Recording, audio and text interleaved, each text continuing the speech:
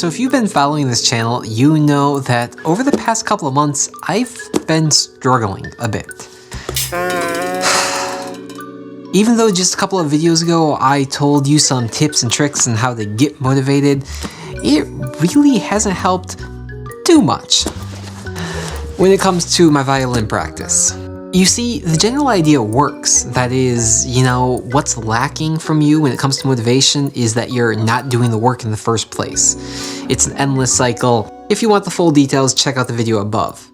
But there is a missing component to that, and that's the vision, which is what I've been lacking when it comes to violin over the past couple of months. And so today, I'm going to share with you what I've done to rekindle that vision and to inspire that motivation so that I can stick with this violin for the long haul and really pick up my game once more.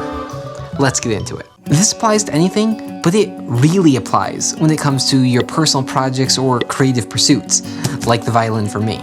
If you lose the vision for why you're doing something in the first place, it's far too easy to sit back and watch something on TV or just waste time doing nonsense stuff on Twitter or Facebook instead of actually pursuing that creative project. So over the past month, instead of being down on the dumps and the lack of my progress in the violin and not really having the heart to continue it, I've taken 4 steps to rekindle that interest and re-inspire my heart to make it easier going forward. And here they are. The first thing to do is to sit back and think about what it is that inspired you to pursue this project or this new creative endeavor in the first place. For me, when it came to the violin, I had to ask myself, why did I decide to learn the violin and now of all times? What is it I'm hoping to accomplish with this? And what is it that I encounter on a daily, monthly, yearly basis that would remotivate me to continue down that path? Now, this was pretty easy. There are a couple of 2-set violin videos showing some progress of other violin learners on YouTube over a 2-year journey. That really inspired me in the early days, seeing their quick progress that I am definitely not matching. And every time I watch that video, it remotivates me to pick up the violin and put in some more practice.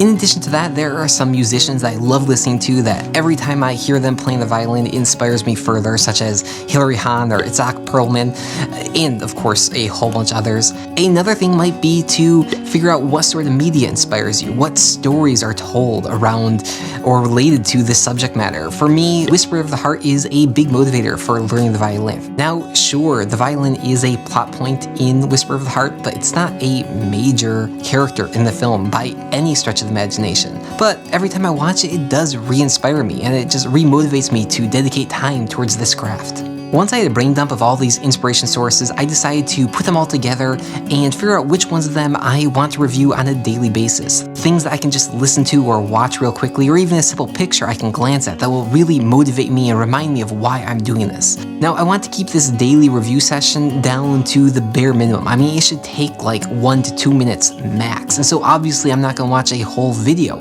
I can watch just a couple of clips from it or maybe a screenshot. And then maybe once a month or so, I'll go back and watch some longer things to really just burn in that desire to learn the violin. If that doesn't work, step 3 is something that this video right now is helping me with, and that is looking at past videos of me playing the violin and seeing what progress I've made on this journey.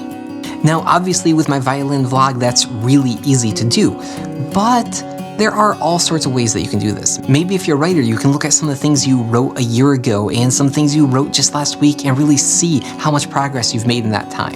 It's really hard for us to notice progress on a day-by-day basis, but over a span of multiple months or years, that progress really builds up and we can really notice it if we look back.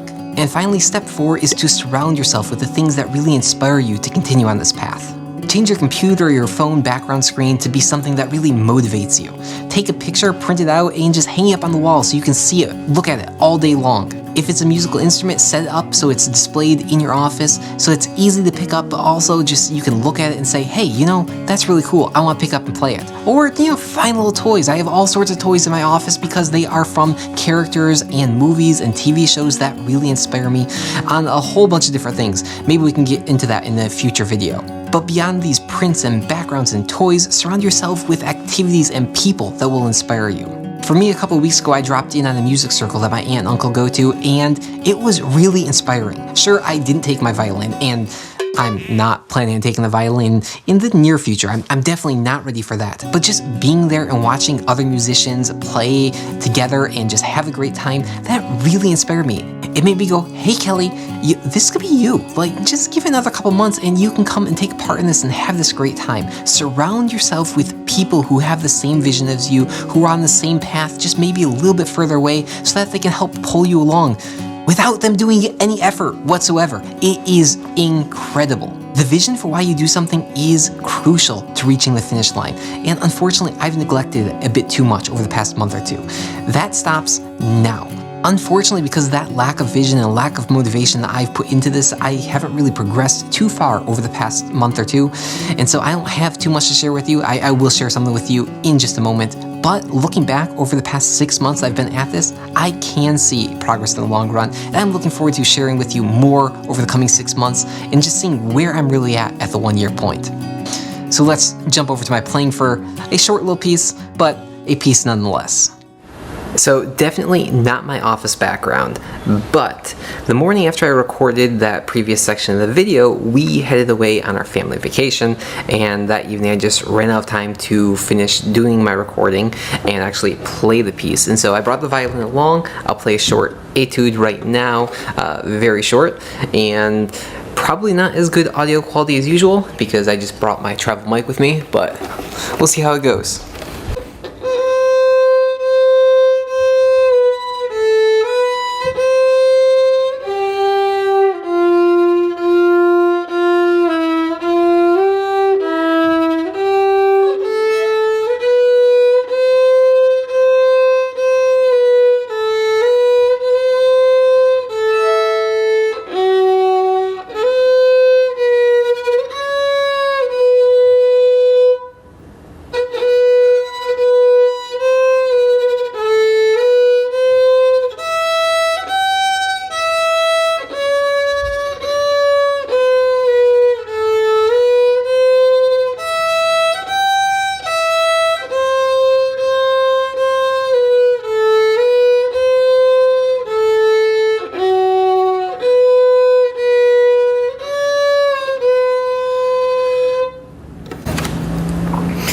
It's certainly not the best I've ever done, and usually if I did a recording that bad, I would go ahead and redo it, but the family just woke up from nap time, probably helped by my violin playing, and it is time to head out and see some of the sunshine, which we have been really lacking in New York State. So, till next time, bye.